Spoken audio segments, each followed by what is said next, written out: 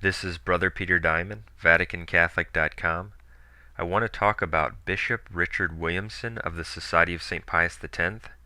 Someone who reads our website recently encountered Bishop Williamson at a Society of St. Pius X Mass location. This individual asked Williamson if he believes in invincible ignorance. In other words, that souls who are not Catholic, who are, quote, invincibly ignorant of the Catholic faith, can be saved. Williamson responded by saying, essentially, that he certainly does. This individual then replied to Bishop Williamson and said, "How do you reconcile that belief in, quote, invincible ignorance with Pope Eugene IV's dogmatic definition in the bull Cantate Domino that all the Jews, pagans, heretics, schismatics go to the fires of hell and cannot be saved unless they are joined to the Catholic Church before the end of their lives?" Williamson responded by saying essentially that one must, quote, understand the dogmatic text of Pope Eugene IV. And I want to talk about this as well as some other things that Bishop Williamson has said and believes. The statement that one, quote, must understand a dogmatic proclamation is a typical explanation of modernists. Vatican I declared that dogmas are to be understood as Holy Mother Church has once declared, and that there must never be a recession, in other words, a going away from, that meaning under the specious name of a, quote, deeper understanding. And so heretics, in order to depart from the defined truth, frequently say that one, quote, must understand those dogmatic texts. And in the process, their conclusion winds up being totally at odds with what the text itself says.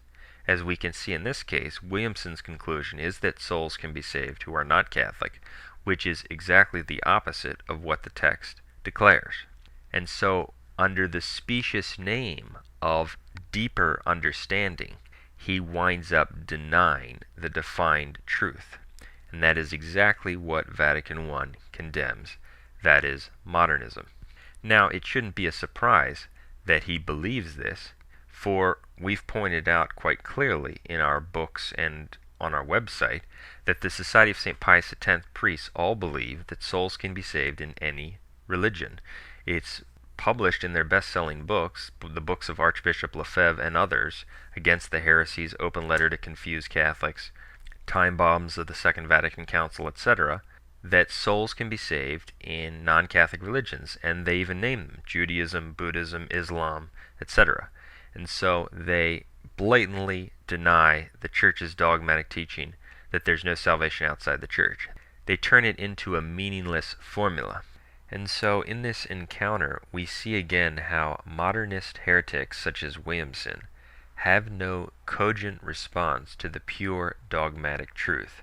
Their only recourse is to engage in the typical argumentation of modernists, which departs from texts of the highest authority in the Catholic Church. And contrary to what he says, the Church has not always taught that souls who are not Catholic, but, quote, invincibly ignorant, can be saved. This is addressed in our book. The Church, in fact, has never taught this, but this is an erroneous and heretical development of later centuries. Now, in addition to mentioning that recent encounter which we discussed on our website, and you can read about it in our e-exchanges section, I wanted to talk about some of the other things that Bishop Williamson has said which are truly outrageous. And we've covered them in our material, but it's easy for people to forget them and just how bad they are. I want to note that we like some of the things that Bishop Williamson has said on secular matters, and we obviously desire his conversion to the Catholic faith. But the truth must be told about his theological positions and beliefs, so that people do not come away with a false impression that this is a man of Catholic truth, when in fact he is not. Of course, he belongs to the Society of St. Pius X, an independent group which professes to be Catholic but recognizes Benedict XVI as the Pope. Their position is fundamentally illogical and unfortunately obstinately schismatic, as we point out in our section on the Society of St. Pius X on our website. Schism is the refusal of communion with the Roman Pontiff or with true Catholics. Since the Society of St. Pius X obstinately and tenaciously recognizes Benedict XVI as the Pope, despite all of the evidence that he's a manifest heretic who can't be the Pope, they have no excuse at this point in time for continuing to remain independent in operation from his, quote, hierarchy. One could understand that at the beginning of the Vatican II apostasy, they were resisting it and thus independent in some measure for some time. But after decades, when all of the issues have been thoroughly evaluated and the facts necessary to arrive at a conclusion on these matters apparent and available, there is no excuse for them to regard Benedict XVI and his bishops as Catholics, yet not be in union with them. As St. Jerome says in his commentaries on the Epistle to Titus, schism separates one from the Church on account of disagreement with the bishop.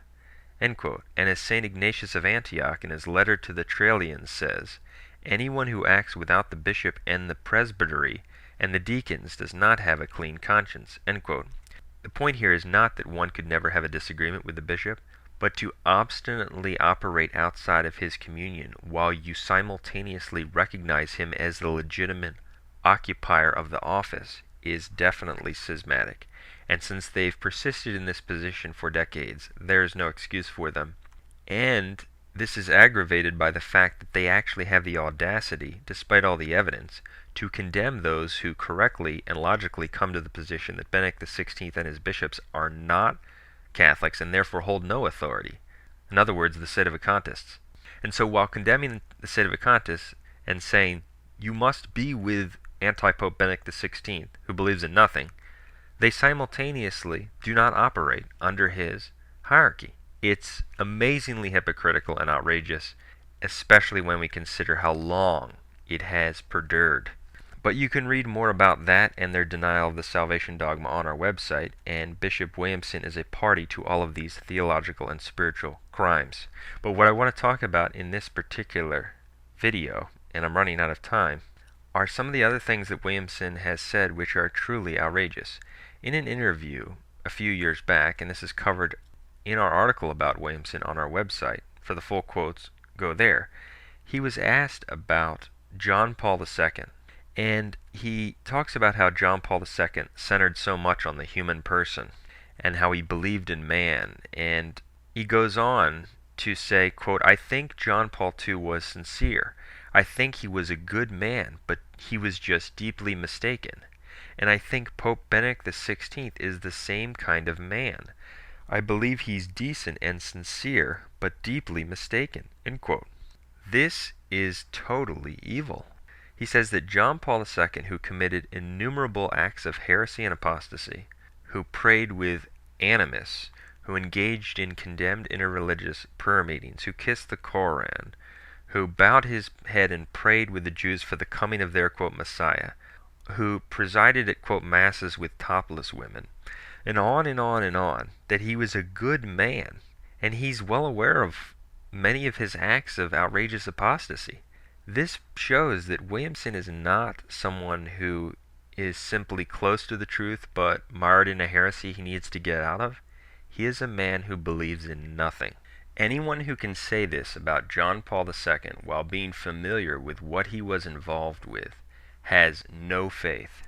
To say that he was good is to equate that which is of Christ, that which is good, with that which is of Antichrist, with that which is immoral, with that which repudiated tradition, with that which engaged in condemned acts, with that which completely disregarded and trampled upon the dogmatic teaching of the popes. It is satanic to equate those, and to say that someone who knowingly engaged in all of this activity was good. In fact, even if we look at John Paul II and we prescind from all of his theological crimes, and we ignore all of his heretical utterances, his acts of apostasy, his statements of blasphemy, and we just look at him from a moral perspective about how well he, quote, disciplined the Vatican II Church, he presided over the worst priestly sex scandal that the Church has ever known. He didn't excommunicate any, quote, pro-abortion politicians. So even if we exclude many of the doctrinal issues and all of these acts he was involved with, The guy was totally evil just on that front. And so Williamson, being familiar with a lot of this, says he was a good man. This is dark, and this demonstrates that beneath their cassocks and their traditional masses, there is no faith. It is meaningless. It's a charade from the standpoint of believing in any kind of necessity to Christ and his dogmas and his truth. And he says the same thing about Anti-Pope Benedict XVI, while admitting that these men engage in a revolution against Christ's dogmas. And I'm going to talk about some of the other outrageous and completely illogical statements Williamson makes, while at the same time carrying himself with a disgusting level of pseudo-intellectual pomposity. I will talk about more of that in part 2.